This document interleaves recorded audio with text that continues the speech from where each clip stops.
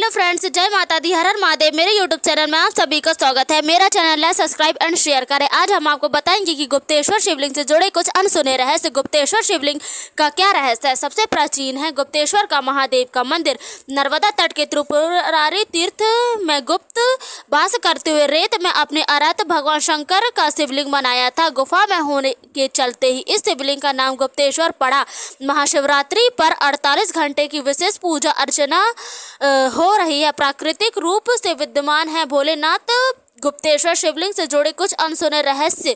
मान्यता है कि आज भी अश्वत्थामा मंदिर में पूजा करने आते हैं। ऐसा माना जाता है कि शिव मंदिर के अश्वत्थामा ब्रह्म मुहूर्त में सबसे पहले भगवान शिव की पूजा करने आते हैं। इस वक्त ना तो कोई आवाज़ होती और ना ही उनको आने का कोई आभास होता है। यही के पुजारियों का मानना है कि सुबह के मंदिर पट खुलने से पहले हो भोलेनाथ की पूजा करके चले जाते हैं। मान्यता है कि कलयुग में आज भी जीवित है अश्वत्थामा। महाभारत का ऐसा योद्धा था जिसने अपने पिता द्रोणाचार्य की मृत्यु का बदला लेने के लिए पांडवों के किलों में कोहराम मचा दिया था। पौराणिक मान्यताओं के अनुसार अश्वत्थामा को अमृतत्व का वरदान प्राप्त था और वे आज भी पृथ्वी पर कहीं जीवित है। हिंदू पौराणिक कथाओं के अनुसार अश्वत्थामा को भगवान कृष्ण द्वारा दिए गए श्राप के कारण जीवित माना जाता है। हालांकि ऐतिहासिक या वैज्ञानिक दृष्टिकोण से इसे साबित करने के लिए कोई अनुभव साक्ष्य नहीं मिले हैं, लेकिन कई लोगों ने उन्हें वास्तविक जीवन में देखने का दावा किया है। मान्यता है कि श्री कृष्ण ने उसे हजारों सालों तक भटकने का श्राप दिया था। इसी वजह से अश्वत्थामा आज भी भटक रहे हैं। क्या पता है कि अश्वत्थामा के अलावा महाभारत का एक और पात्र आज भी जीवित है।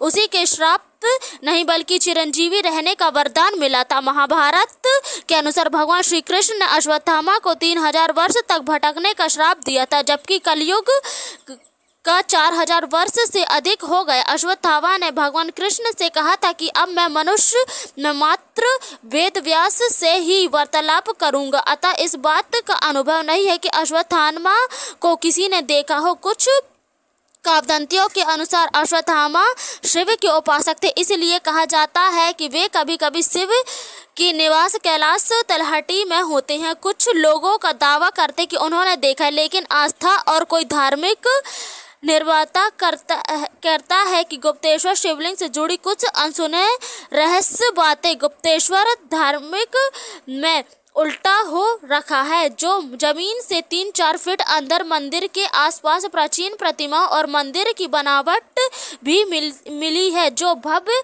मंदिर की बनावट भी मिलती है, भव्य मंदिर होने का आराध्य करता है। मंदिर के पास एक गुफा भी है जिसे गंगा महाराज की गुफा मानते हैं। यह एक प्राकृतिक गुफा है जो कैमूर पहाड़ियों की एक पहाड़ी घाटी में स्थित है। शिवलिंग से रूपी चूने का निरपेक्ष से बनी घाटी चट्टानों को गुप्तेश्वर महादेव कहा जाता है। यह शिवरात्रि और बसंत पंचमी के अवसरों पर मेला लगता है, जिसमें भारी भीड़ और मेला लगता है। गुफाओं के पास तेज बहती हुई शबरी नदी है, जो उसकी सहायक नदियां हैं भी देखने लायक है। भक्तों भगवान शिव की पूजा करने आते हैं और गुफाओं में जाने से पहले इस नदी में स्नान करते हैं। पौराणिक कथाओं के अनुसार अश्वत्थामा का जन्म होते समय आसमान में घोड़े जैसी आवाज आई थी, जो सभी दिशाओं में गूंजी थी, जिसके कारण उनका नाम अश्वत्थामा पड़ा था। जन्म से ही अश्वत्थामा के माथे पर सिरोन रत्न नामक दिव्य मणि थी, जिसके कारण वे अश्वत्थामा शक्तिशाली और अमर थे। कुछ कहानियों के अनुसार कहा जाता है कि अश्वत्थामा आज भी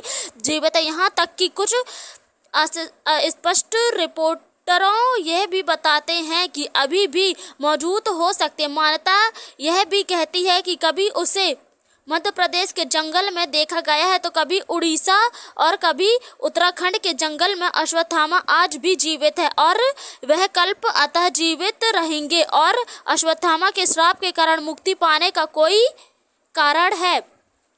उसे श्राप वह सारी जिंदगी जंगल में भटकते रहेंगे और श्राप का वही सारी जिंदगी में जंगलों में भटकते रहेंगे। श्राप का कोई भी उस पर दया नहीं करेगा और ना ही इसी तरह प्यार जताएगा। उसके सिर पर लगी मणि को हटाने में जो भी घाव हुआ है वह ठीक नहीं होगा। मान्यता यह भी कहती है कि अश्वत्थामा कौरवों और पांडवों को अच्छा दोस्त मानते थे। ना तो वह पूरी तरह से दुष्ट था और वह ना ही पूरी तरह से अर्जुन से ईर्ष्या करता था। मैं कहूँगा कि एक अस्थिर चरित्र। उसने रात में सो रहे पांडवों को शिविर पर हमला करते हुए उत्तरा के गर्भ में ब्रह्मश्री जैसे हथियारों को निर्देश करने जैसे जनन से कृतज्ञ किए। पिछले जन्म से अश्वत्थामा कौन थे? अश्वत्थामा द्रोणा के कृपी के पुत्र थे। उनका जन्म जंगल की गुफा में हुआ था। वर्तमान में टपकेश्वर महादेव मंदिर देहरादून उत्तराखंड। द्रोणा ने शिव के प्रसन्न करने के लिए कई वर्षों तक कठोर तपस्या की ताकि उन्होंने शिव के समान परिक्रमा पुत्र प्राप्त हो। जानिए कि गुरु द्रोणाचार्य अश्वत्थामा के समान परिक्रमा पुत्र प्राप्त हो और जानिए कि द्रोणाचार्य अश्वत्थामा की मृत्यु कैसे होगी। गुरु द्रोणाचार्य के पुत्र अश्वत्थामा की मृत्यु कैसे हुई? ऐसे आत्मराज के एक हाथी जिसने नाम से अश्वत्थामा तथा उसकी भूमि द्वारा वध कर दिया गया था।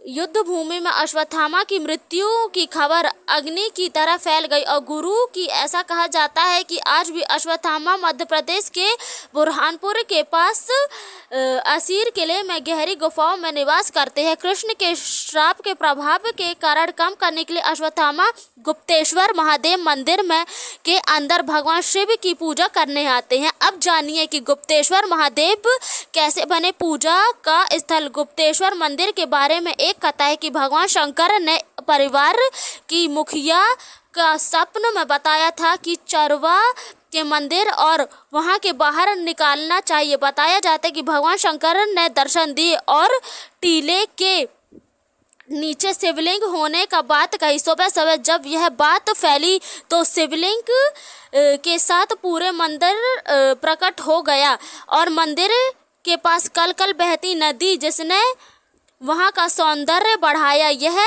एक प्राकृतिक गुफा है जो कैमूर की पहाड़ियों की एक घाट में स्थित है। शिवलिंग के रूप में चूना निरपेक्ष से बनी छोटी चट्टानों गुप्तेश्वर महादेव कहा जाता है। यह शिवरात्रि और बसंत पंचमी के अवसरों पर मेला लगता है जिसमें भारी भीड़ जुटती है। गुप्तेश्वर का अर्थ क्या है? गुप्तेश्वर एक संस्कृत शब्द है जिसकी अंग्रेजी में अर्थ है गुप्त छुपा हुआ। भगवान शिव इस अद्भुत यात्रा के बाद अपने एहसास होगा कि नाम कितना उपयुक्त है। हिंदू में महादेव शिव के नाम से भी जाना जाता है। यहाँ की प्रमुख देवता पूजा वस्तु की शिवलिंग है जो एक गुफा के अंदर गहराई में स्थित है। मान्यता है कि शिवलिंग मंदिर तक पहुँचने के लिए 2000 सीढ़ियों का मान्यता है कि शिवलिंग के मंदिर में पहुँचने के लिए जाया जाता है। कहा जाता है कि हजारों साल पहले ऋषियों के श्राप से मुक्ति पाने के लिए भगवान शिव और माता पार्वती ने शिवलिंग का स्थापना की थी और श्रावण के महीने में कांवड़िया नंगे पैर पर मंदिरों पर चलते हैं और महाकुंड में स्नान करके भगवान गुप्तेश्वर की पूजा करते हैं। गुफाओं के पास तेज बहती सबरी नदी है जो भक्त भगवान शिव की पूजा करने से पहले इस नदी में स्नान करते हैं। धन्यवाद। अगर आपको हमारा चैनल अच्छा लगता है लाइक सब्सक्राइब एंड शेयर करें। जय माता दी। हर हर महादेव।